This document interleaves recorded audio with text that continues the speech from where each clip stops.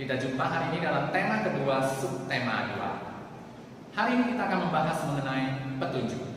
Yang namanya petunjuk itu adalah arahan dan bimbingan mengenai sesuatu hal, supaya ketika kita melakukannya tidak terjadi kesalahan apapun. Itu namanya petunjuk, yaitu membimbing dan mengarahkan kita untuk melakukan sesuatu hal atau mengerjai sesuatu hal. Dan di dalam teks petunjuk yang dibuat itu adalah memberikan informasi.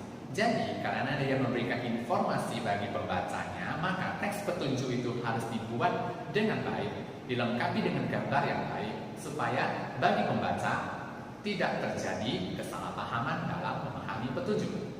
Oke, nah petunjuk itu ada bermacam-macam, ya, petunjuk penggunaan, petunjuk operasional. Kalau kita lihat di kemasan makanan seperti ini, maka kita akan menemukan cara atau petunjuk penyajian atau disebut sebagai saran penyajian, ya, seperti mie instan dan sebagainya.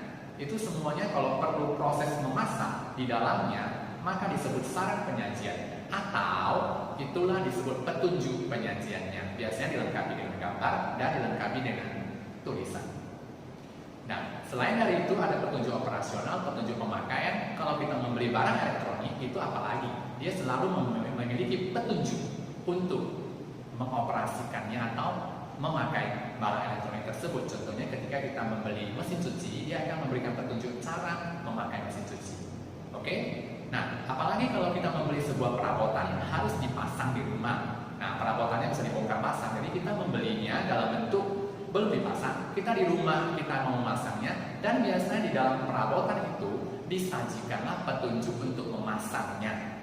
Nah, petunjuk untuk pemasangannya itu namanya petunjuk juga. Ya, setiap sesuatu hal yang memberikan arahan untuk melakukan sesuatu itu namanya petunjuk. Oke? Nah, untuk lebih jelasnya, mari kita simak penjelasan secara menyeluruh mengenai petunjuk.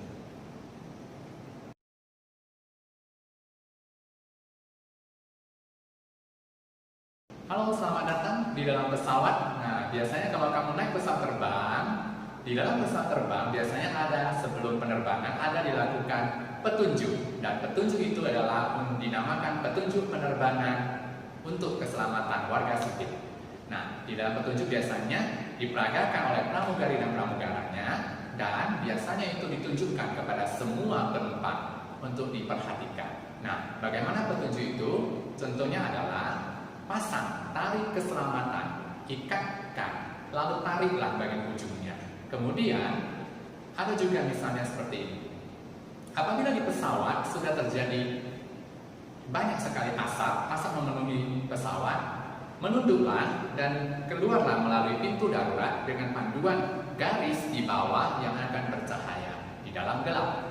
Pintu darurat tersedia di dalam pesawat, yaitu di bagian kiri dan kanan pesawat, di bagian tengah, ada juga di bagian belakang pesawat, dan ada juga di bagian depan pesawat. Dan petunjuk yang lainnya yang bisa sering kamu dengarkan di pesawat terbang adalah apabila pesawat ini mendarat di air, maka ambillah pelampung yang tersedia di bawah kursi tempat duduk Anda. Kalungkan atau pasangkan ke leher Anda, tarik penariknya, maka pelampung akan mengembang. Apabila tidak mengembang, kamu boleh meniupnya dari pipa tiup. Ketika kamu sudah mendarat di air, di pelampung tersebut ada fluid. Tiuplah fluid itu sekencang-kencangnya untuk menarik perhatian. Dan ketika pelampung ini tercelup ke dalam air, maka pelampung tersebut akan otomatis bercahaya untuk menarik perhatian. Nah, itu adalah serangkaian petunjuk atau beberapa petunjuk yang sering kamu dengarkan di pesawat terbang. Adapun petunjuk lainnya di pesawat terbang bisa kamu dengarkan ataupun ada yang bisa kamu baca, dia ada tersedia di dalam selebaran yang diselipkan di setiap tempat duduk pesawat terbang. Di situ ada petunjuk-petunjuk keselamatan lainnya selain dari yang diperagakan oleh pramugara dan pramugari. Oke, demikianlah petunjuk mengenai naik pesawat. Baiklah, inilah dia bagian penjelasan tema 2 subtema kedua, memahami petunjuk.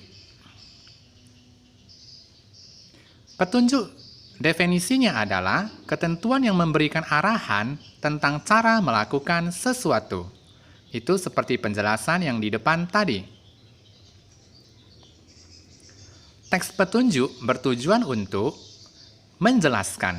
Apa yang dijelaskan? Menjelaskan penggunaan atau pemakaian terhadap sesuatu.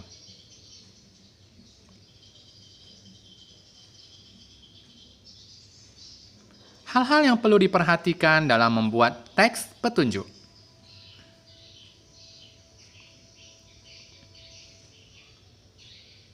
Pertama, cara atau petunjuk itu disajikan secara berurutan. Bahasa yang digunakan adalah bahasa yang jelas, bahasa yang masuk akal, atau logis dan mudah dipahami.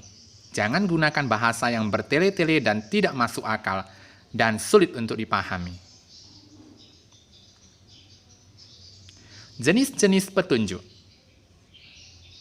Mari kita lihat, ada petunjuk penggunaan, petunjuk pelaksanaan, petunjuk operasional, dan petunjuk pemakaian. Semua ini disebut sebagai petunjuk. Lihat, ini adalah proses penggunaan APAR, alat pemadam api. Nah, ini disebut sebagai petunjuk. Dia ada urutannya, mulai 1, 2, 3, 4. Dimulai dari cara membuka hingga menggunakannya. Inilah petunjuk. Menggunakan sesuatu barang.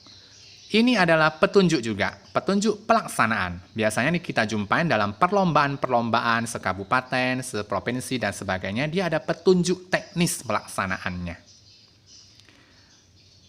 Ini adalah juga petunjuk. Ini juga petunjuk.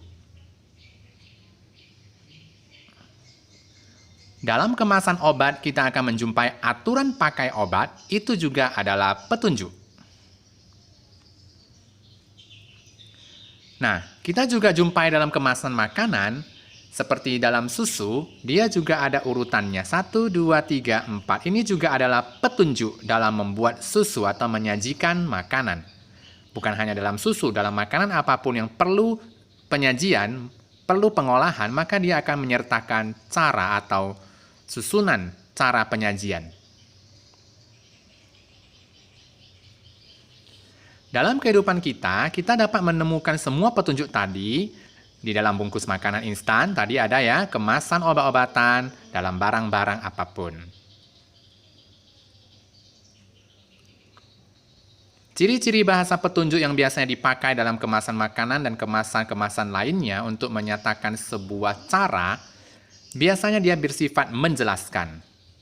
Bahasanya singkat, padat, dan mudah dipahami, tidak dibuat panjang lebar dan sulit untuk dipahami. Lalu kalimatnya kalimat perintah, karena semuanya petunjuk untuk melaksanakan sesuatu, berarti harus pakai kalimat perintah. Tutuplah, bukalah, potonglah, seperti itu ya. Ada menggunakan gambar, supaya lebih gampang dipahami.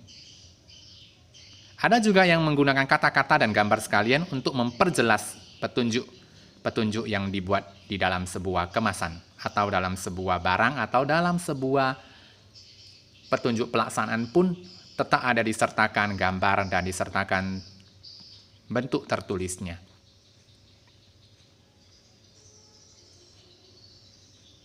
Mari kita lihat contoh petunjuk pengoperasianan televisi menggunakan remote control. Sambung kabel power ke stop kontak. Tekan tombol on-off, gunakan remote untuk yang mengarahkan ke televisi, menekan salah satu tombol on. Tekan off jika tidak ingin lagi menonton televisi. Nah, kalau petunjuk mengoperasikan televisi, gampang, karena kita semua punya televisi dan kita bisa mempraktekkannya secara langsung.